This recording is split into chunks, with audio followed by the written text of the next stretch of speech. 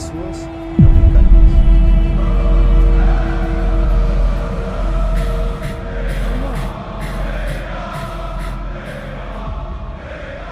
Iniesta or Neymar? I'm going to say Neymar. Neymar or Kevin De Bruyne? I'm going to say Neymar. Neymar or David Silva? Neymar. Neymar or Mesut Ozil? Neymar. Neymar or Bernardo Silva? Neymar. Neymar or Zinedine Zidane? Neymar. Neymar's the winner. No doubt that he's one of the best players we will have in Brazil. Neymar is One of the best players we will have in Brazil. Neymar is one of the best players in the world. El jugador me encanta todo.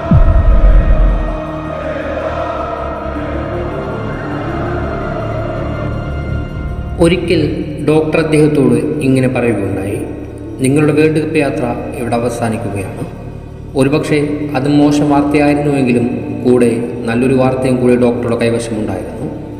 ഈ പരിക്ക് 2 centimetre കൂടി ഉയർന്നിരുന്നുവെങ്കിൽ നിങ്ങൾക്കൊരിക്കലും നടക്കാൻ പോലും കഴിയുമായിരുന്നില്ല എന്ന്. മുടന്തനായി ജീവിതകാലം മുഴുവൻ നടക്കേണ്ടി വരുമായിരുന്നുവെന്നും. അയാൾക്കതിനെതിരെ മറുപടി ഒന്നും പറയാനുണ്ടായിരുന്നില്ല. വിതുമ്പിക്കൊണ്ട് ആശുപത്രി കിടക്കയിൽ മുഖം പൊത്തി അയാൾ കിടക്കുക മാത്രമായിരുന്നു.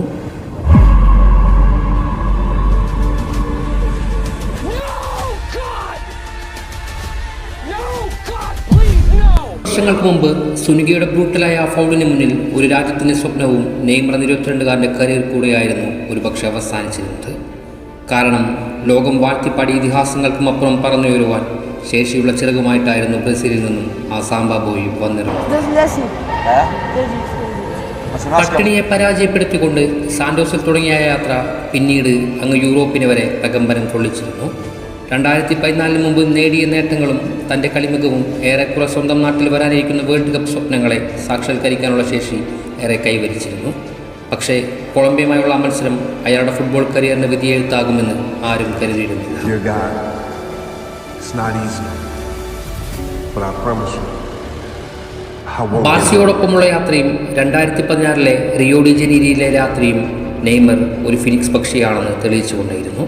പക്ഷെ പലപ്പോഴും അയാളുടെ ചിറകുകൾക്ക് സ്ഥാനമാറ്റം സംഭവിച്ചുകൊണ്ടിരുന്നു. റൊണാൾഡോ, മെസ്സി എന്ന തലക്കെട്ടുകൾക്ക് മുകളിൽ ഒരു ഭീഷണിയായി നെയ്മർ വളർന്നുകൊണ്ടിരിക്കുന്നുവെന്ന് ലോകം വിശ്വസിക്കുമ്പോഴും എവിടെയോ പരിക്കുകളുടെ പരീക്ഷണങ്ങൾ അയാളുടെ പ്രകാശത്തെ മങ്ങലേൽപ്പിച്ചുകൊണ്ടിരുന്നു. പതിയെ പഴയ നെയ്മറെന്നും പുതിയ നെയ്മറെന്നും കാലഘട്ടം തരംതിരിക്കുവാൻ തുടങ്ങി. ഒരുപക്ഷെ ഓരോ പരിക്കുകൾക്ക് ശേഷം തിരികെ വന്നിരുന്ന നെയ്മർ ഒരിക്കലും ആ പഴയ നെയ്മറായിരുന്നില്ല. വേദനകളെ ഭയപ്പെടുന്ന അയാളിലെ കളിശൈലി മൈതാനത്ത് പല തീരുമാനങ്ങൾ എടുക്കുന്നതിലും 2 വട്ടം ആലോചിച്ചുകൊണ്ടിരുന്നു. പക്ഷെ ഒരിക്കലും ആരാധകരെ ആനന്ദിപ്പിച്ചിരുന്ന നെയ്മർ നിമിഷങ്ങൾക്ക് അവസാനമുണ്ടായിരുന്നില്ല.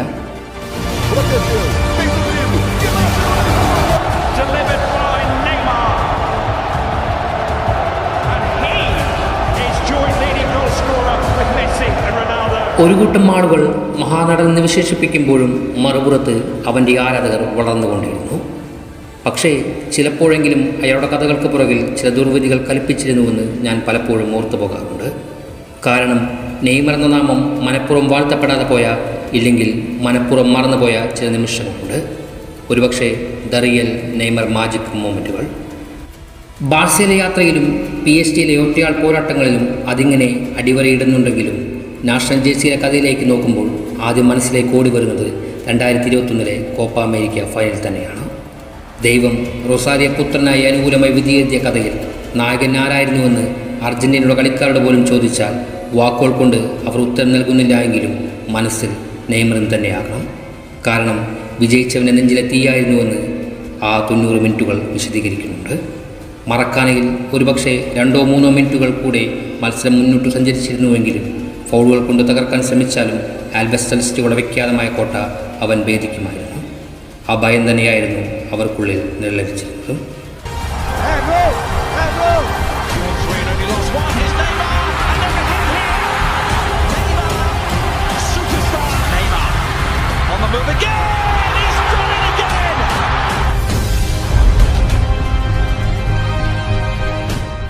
മൂന്ന് വർഷങ്ങൾ മുൻപോട്ട് കടന്നുപോയി.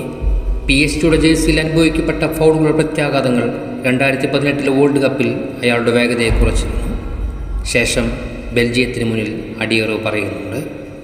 പക്ഷെ പിന്നീട് 2022 വരുമ്പോൾ ആ പഴയ നെയ്മർ ഓർമ്മകൾ എവിടെയോ തിരികെ വരുന്നതായി ലോകം തിരിച്ചറിഞ്ഞു.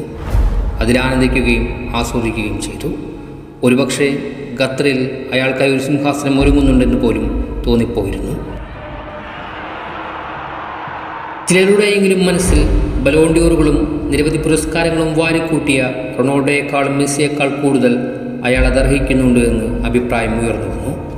കാരണം പരിക്കുകൾ സമ്മാനിച്ച ദുരന്ത നിമിഷങ്ങളിൽ അയാൾക്ക് പലതും നഷ്ടപ്പെട്ടിരുന്നു. വേൾഡ് കപ്പിലൂടെയെങ്കിലും അയാളുടെ കഥയ്ക്കൊരർത്ഥമുണ്ടാകട്ടെ എന്ന് വെറുതെ അവർ ആശിച്ചതാകാം. പക്ഷേ വിധി ഒരിക്കലും മാറി മറിഞ്ഞില്ല. പരിക്ക് പിന്നെയും അയാളെ തളർത്തി. അവിടെയായിരുന്നു ഞാൻ നേരത്തെ സൂചിപ്പിച്ച അയാൾക്ക് മുകളിൽ എപ്പോഴും നിലച്ചു നിൽക്കുന്ന ഒരു ദുർവിധിയെക്കുറിച്ച്. പരിക്കിൻ്റെ പിടിയിൽ നിന്നും പൂർണ്ണമായി ഭേദമായിട്ടില്ലായിരുന്നുവെങ്കിലും ക്രൊയേഷ്യക്കെതിരെ അയാൾക്ക് പന്ത് തട്ടണമായിരുന്നു.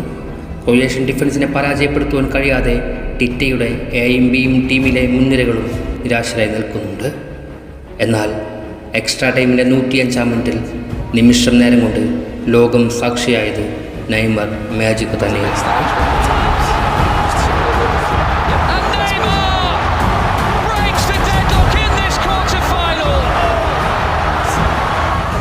പക്ഷേ വിധിയുടെ സമയം അധികം നേരം നീണ്ടു നിന്നില്ല.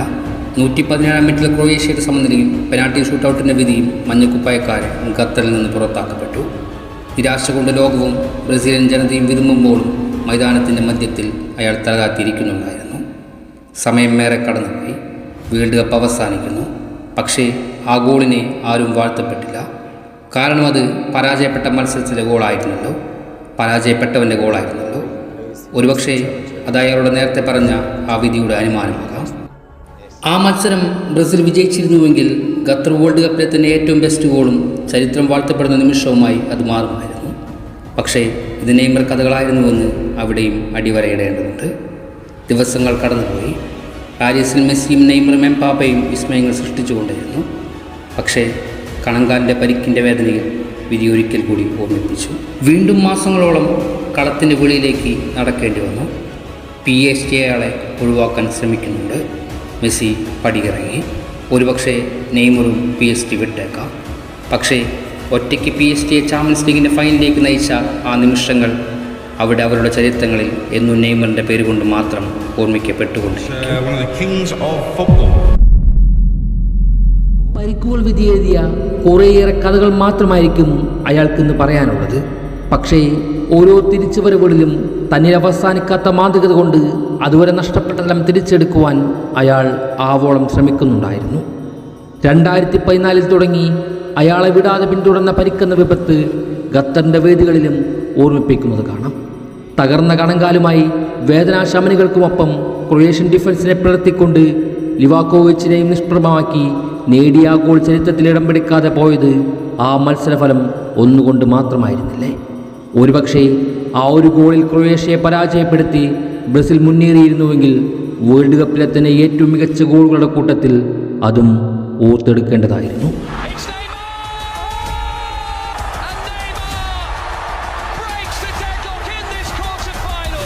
എന്നാൽ കരഞ്ഞു കലങ്ങിയ കണ്ണുകളുമായി തകർന്ന ഹൃദയം പെറിയ അയാളുടെ മടക്കത്തെ ആ വേദനാശമനികൾക്ക് പോലും അകറ്റുവാൻ ശേഷിയുണ്ടായിരുന്നില്ല. തൻ്റെ ഓരോ തിരിച്ചുവരവുകളിലും നെയ്മർ എന്ന സാമ്പാബോയ് ഒട്ടും കരുത്ത് കുറയാതെ തന്നെയായിരുന്നു കളത്തിൽ കാൽപന്തിനെ തഴുകിക്കൊണ്ടേയിരുന്നത്. പക്ഷേ വിമർശനങ്ങളും പരിഹാസനങ്ങൾക്കും ശേഷം PSG നിന്നും പടിയിറങ്ങുവാൻ നിർബന്ധിതമാകുന്നതും ശേഷം അൽ ഹിലാലിലേക്ക് ചേക്കേറുന്നത് പോലും അത്ഭുതപ്പെടുത്തി കടന്നുപോയിക്കൊണ്ടേയിരുന്നു. അവിടെയും തകർക്കാൻ ശ്രമിച്ചിട്ടും തളരാത്ത കണങ്കാലിൽ വിസ്മയങ്ങൾ ഒരു കൂട്ടം ഒരുക്കി വെച്ച അയാൾ മുന്നോട്ട് സഞ്ചരിച്ചുകൊണ്ടിരുന്നു. റൊണോ മെസ്സി കാലഘട്ടത്തിൽ പിറന്നതുകൊണ്ട് മാത്രമായിരുന്നില്ല അയാൾക്ക് പുരസ്കാരങ്ങളുടെ കഥ പറയാനില്ലാതിരുന്നത്. പരിക്കുന്ന വിപത്തിൻ്റെ പരിണാമം മാത്രമായിരുന്നു ഓരോ കാലഘട്ടത്തിലെ കഥകളിലും പുരസ്കാരങ്ങൾ അയാളിൽ നിന്നും തട്ടിമാറ്റപ്പെട്ടത്. പുതിയൊരു തുടക്കത്തിൽ ആശ്വസിക്കുവാൻ പോലും സമയമെടുക്കാതെ വീണ്ടും ഒരിക്കൽ കൂടി കണങ്കാൽ തകർക്കപ്പെടുന്നു. നിരന്തരം പരിഹസിക്കുവാൻ കാത്തിരിക്കുന്നവർ നെയ്മർ കഥകളെ വിമർശിക്കുവാൻ തുടങ്ങി. ഒന്ന് അവസാനിപ്പിച്ച് പോയിക്കൂടെ എന്നുവരെ അവർ അടക്കം പറഞ്ഞ് പരിഹസിച്ചു. ഇനിയും ഇങ്ങനെ കരിയർ മുന്നോട്ട് കൊണ്ടുപോകണോ? ഒന്നവസാനിപ്പിച്ച് പോയിക്കൂടെ എന്ന് പറഞ്ഞവരുടെ പരിഹാസങ്ങളുടെ മുന്നിലേക്കായിരുന്നു വീണ്ടും പരിക്കിനെ അതിജീവിച്ചുകൊണ്ട് അയാൾ തിരികെ എത്തുന്നത്. ആ വാർത്ത ഞങ്ങളെ ഏറെ സന്തോഷിപ്പിക്കുന്നുണ്ട്. എന്നാലും അടുത്ത പരിക്ക് വാങ്ങി വീണ്ടും മടങ്ങാമെന്ന മറുപടി വിമർശകർ മുന്നേ കരുതി വച്ചിരിക്കാം. അതിനെല്ലാമുള്ള ഉത്തരമായിട്ടായിരിക്കണം ഇനിയും അയാൾ തിരികെ മൈതാനത്ത് മിനുക്കിയെടുക്കുന്ന സാമ്പാ ചുവടുകളുമായി എത്തുന്നത്. ആരുടെ കാലഘട്ടത്തിലായിരുന്നുവെങ്കിലും സാന്റോസിൽ നിന്നും യൂറോപ്പിലേക്ക് ചേക്കേറുന്ന ആ മെലിഞ്ഞ കളിക്കാരനിലേക്ക് കാൽപന്ത് ലോകം എന്നോ ആലസ്യപ്പെട്ട് വീണുപോയതാണ്. ഇന്നോളം അയാൾ സുന്ദരമാക്കിയ നിമിഷങ്ങൾക്ക് മുന്നിൽ മറ്റൊരു സുൽത്താൻ പോലും പിന്നീട് ബ്രസീൽ എന്ന കാൽപന്ത് കളരിയിൽ നിന്നും പകരക്കാരനായി ജന്മമെടുത്തിട്ടുണ്ടായിരുന്നില്ല. ഒരുപക്ഷെ കാൽപന്ത് ലോകത്തെ സുൽത്താൻ എന്ന നാമം അയാൾക്ക് മാത്രം വിശേഷിപ്പിക്കുവാൻ കാലം വിധിക്കപ്പെട്ട ഒന്നു തന്നെയായിരിക്കണം. സുനികയുടെ പരിക്കിൽ നിന്നും അതിജീവിച്ച കഥയ്ക്കുമപ്പുറം മറ്റൊരു തുടർക്കഥ ഉണ്ടായിരുന്നില്ല എങ്കിൽ കാൽപന്ത് ലോകത്തിലെ സിംഹാസനം ഒരിക്കലെങ്കിലും അയാൾ ഒരുപക്ഷെ കൈക്കലാക്കുമായിരുന്നു. ഇനി അയാൾക്ക് മുന്നിലുള്ളത് അയാളുടെ അവസാന ഊഴമാണ്. ഇനിയൊരു വീഴ്ച അയാളുടെ കരിയറിനെ തന്നെ ചോദ്യം ചെയ്യപ്പെടും, അപ്പാടെ തകർത്ത് കളഞ്ഞേക്കാം. എന്നാൽ പക്ഷേ വീണും ഉയർത്തെഴുന്നേറ്റും വീണ്ടും വീണ്ടും കാലം പരീക്ഷിക്കപ്പെടുന്ന അയാളുടെ കാലുകളിൽ ഒട്ടും പ്രതീക്ഷകൾ അസ്തമിക്കാത്ത ഒരുപാട് നെയ്മർമാർ ഇന്നും അയാളുടെ തിരിച്ചുവരവിനായി ഈ ലോകത്ത് കാത്തിരിക്കുന്നുണ്ട്. ആ തിരിച്ചുവരവുകൾക്കൊടുവിൽ അവർക്കായി അയാൾ പണി കഴിപ്പിക്കാൻ പോകുന്ന ചരിത്ര മുഹൂർത്തങ്ങൾ ബാക്കി വെക്കുന്നത് എങ്ങനെയെന്ന് കാണുവാൻ തന്നെയാണ് ഈ ലോകം കാത്തിരിക്കുന്നത്. അതിനായി തന്നെയാകണം വീണ്ടും സാമ്പാ ചുവടുകൾ മിനുക്കിയെടുത്തയാൾ തിരിച്ചു വരാൻ ശ്രമിക്കുന്നതും. അത് വേദനാശമനികളൊന്നുമില്ലാതെ നെയ്മർ തിരിച്ചു വരുമെന്ന് നമുക്ക് വിശ്വസിക്കേണ്ടി വരും. ഒരു ഇൻ്റർവ്യൂവിൽ ഒരു കുഞ്ഞ് നെയ്മറിനോട് ചോദിച്ച ചോദ്യത്തിനുള്ള ഉത്തരമെന്നോണം അയാൾ ഡോക്ടർമാർക്ക് ഇങ്ങനെ മറുപടി നൽകി: വേദനാശമനികൾ നിറച്ചിട്ടാണെങ്കിൽ പോലും ഞാൻ സാന്റോസിൻ്റെ വിജയത്തിന് വേണ്ടി ബൂട്ട് കെട്ടുമെന്ന്. അതിനർത്ഥം വേൾഡ് കപ്പിൽ ഒരിക്കൽ കൂടി മഞ്ഞക്കുപ്പായത്തിൽ അയാളെ കാണാമെന്നും തന്നെയാണ്. ഞാൻ ഒരിക്കൽ പറഞ്ഞതാണ് അയാൾ തിരികെ വരുമെന്ന്. സംഭവിക്കുമെന്ന് അന്നുറപ്പ് പറയാൻ സാധിക്കില്ല എങ്കിൽ പോലും അസംഭവമായത് പലതും സംഭവിക്കുമ്പോഴാണല്ലോ നാം അതിനെ അത്ഭുതമെന്ന പേരിട്ട് വിളിക്കാറ്. കാരണം അയാൾ അപൂർവങ്ങളിൽ അപൂർവ ജന്മമൊന്നുമായിരുന്നില്ല. റൊണോ മെസ്സി കഥകൾ ആരാധകരുടെ മനസ്സുകളിൽ മാർക്കറ്റാകുമ്പോഴെല്ലാം നിങ്ങൾ മറന്നുപോയതും ഈ മനുഷ്യൻ്റെയും കൂടി അതിജീവനത്തിൻ്റെ കഥ കൂടിയാണ്. ബ്രസീലിയൻ തെരുവുകളിൽ നിന്നും മാലിന്യ കുമ്പാരങ്ങളിൽ നിന്നും അച്ഛൻ്റെ സ്വപ്നങ്ങൾക്ക് വേണ്ടി കുടുംബത്തിന് വേണ്ടി കാൽപന്ത് കൊണ്ട് ലോകം വെട്ടിപ്പിടിച്ചവൻ്റെ കഥ. അയാൾ അങ്ങനെ അപൂർണതയിൽ അവസാനിക്കേണ്ടവനല്ലല്ലോ. അതുകൊണ്ട് തന്നെ കാലം അയാൾക്ക് വേണ്ടി തിരികെ വരാൻ പുതിയൊരു യുഗം തന്നെ നൽകപ്പെടേണ്ടതുണ്ട്. വേദനാശമനികൾ നിറച്ചാണെങ്കിൽ പോലും നെയ്മർ നിറഞ്ഞാടുമ്പോൾ ഉള്ളിൽ ഇന്നും ഒരാന്തലുണ്ട്, ഇനിയും പിടഞ്ഞ് വീണു പോകരുതെന്ന്. അതുകൊണ്ട് തന്നെ അത്ഭുതങ്ങൾക്കും അന്ധവിശ്വാസങ്ങൾക്കും കൂടെ നിൽക്കുവാൻ തന്നെയാണ് എനിക്കേറെയും ഇഷ്ടം. കാൽകൽപ്പം നേടിയൊരു നെയ്മർ ഞങ്ങൾക്ക് വേണമെന്നില്ല, പഴയ നെയ്മറായി പുനർജനിക്കണമെന്നില്ല. മൈതാനത്ത് അയാൾ പൂർണ്ണശക്തനായി കണ്ടാൽ മാത്രം മതിയാകും. തരംതാഴ്ത്തൽ ഭീഷണി നേരിടുന്ന സാന്റോസുകാർക്ക് വേണ്ടി തൻ്റെ ആത്മാർത്ഥതയെ ചോദ്യം ചെയ്തവർക്ക് മുന്നിൽ, തിരികെ വരില്ല എന്ന് കനവ് കണ്ടവർക്ക് മുന്നിൽ നെയ്മർ തൻ്റെ അവസാന വെർഷൻ ആടിത്തീർത്തത് ഒരു ഗോളും അസിസ്റ്റും കൊണ്ട് തന്നെയാണ്. അതെ, വർഷങ്ങളോളം നാഷണൽ ടീമിൽ നിന്നും മാറി നിൽക്കേണ്ടി വന്നിട്ട് പോലും നെയ്മറേക്കാൾ മികച്ചൊരു താരം ബ്രസീൽ ടീമിൽ ഇന്നുമില്ല എന്നതാണ് യാഥാർത്ഥ്യം. മുൻഗാമികളെ വെച്ച് നോക്കുകയാണെങ്കിൽ പോലും നെയ്മറിൽ ഇനിയും കുറച്ച് വർഷങ്ങളേറെ ബാക്കിയുണ്ട്. ഇനിയും ആ കാലുകളിൽ നമ്മെ ആനന്ദിപ്പിക്കാനുള്ള മാന്ത്രികതയുമുണ്ട്. ആഞ്ചലോട്ടിയുടെ പ്രസ്താവന ഇങ്ങനെയാണ്: പൂർണ്ണ ഫിറ്റ്നസ് ഉണ്ടെങ്കിൽ മാത്രമേ ഏതൊരു താരത്തിനും വേൾഡ് കപ്പ് സ്ക്വാഡിലേക്ക് പരിഗണിക്കപ്പെടുകയുള്ളൂ എന്ന്. എന്നാൽ പരിക്കിനെ പോലും വകവയ്ക്കാതെ ഇങ്ങനെ കളി തുടരുന്ന നെയ്മർ വേർഷനെ ആഞ്ചലോട്ടിക്ക് അടുത്ത വേൾഡ് കപ്പിലേക്ക് ക്ഷണിക്കാതിരിക്കുവാൻ സാധിക്കുമോ എന്നത് വലിയ ചോദ്യമായി തന്നെ ഉയരും. കാരണം ഓരോ ബ്രസീൽ ആരാധകൻ്റെയും നെയ്മർ ആരാധകൻ്റെയും ഏറ്റവും വലിയ അടങ്ങാത്ത ആഗ്രഹമാണ് ബ്രസീൽ ജേഴ്സിയിൽ അയാളുടെ കളി ഒരിക്കൽ കൂടി കാണുക എന്നത്.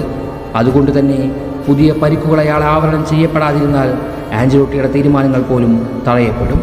കാരണം പെലെ അവർക്ക് രാജാവായിരുന്നുവെങ്കിൽ നെയ്മർ ബ്രസീലുകാരുടെ രാജകുമാരനാണ്. അവർക്ക് വേണ്ടി, അവരുടെ സ്വപ്നങ്ങൾക്ക് വേണ്ടി അവതരിച്ച രാജകുമാരൻ, ദ റിയൽ പ്രിൻസ്. കൂടെ എൻ്റെയും നിങ്ങളുടെയും ഒരേ ഒരു സുൽത്താൻ. അതുകൊണ്ട് തന്നെ ഞാനും നിങ്ങളും ഇനിയും വിശ്വസിക്കേണ്ടതുണ്ട്. ആർക്കും പിടിച്ചു കെട്ടുവാൻ സാധിക്കാത്ത ചാവേർ കണക്കെ അവസാന നൃത്തം ചവിട്ടുവാൻ അവൻ വേൾഡ് കപ്പ് വേദിയിൽ അവതരിക്കുമെന്ന്.